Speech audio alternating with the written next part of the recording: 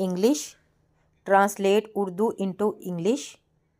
मैं अपने मुल्क से बहुत मोहब्बत करती हूँ।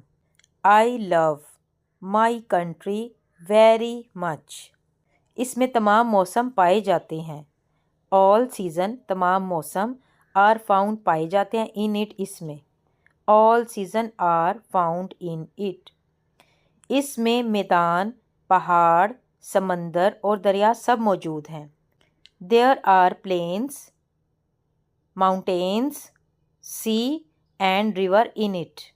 इसमें कश्मीर जैसी खूबसूरत वादी भी है।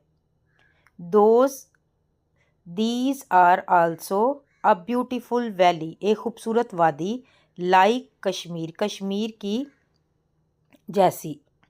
These are also a beautiful valley like Kashmir. इसमें रूही जैसा सहरा भी आता है। डेजर्ट सहरा। There is also a desert like Rohi. Pakistan की इन खूबियों की वजह से बहुत से लोग बाहर से यहाँ पर तफरीह के लिए भी आते हैं।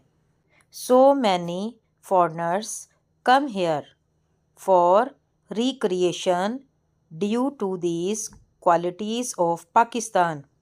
अगर हम इन सियाहों को मज़ीद सहूलियात फ़राहम करें तो पाकिस्तान ज़र मुबादला भी कमा सकता है।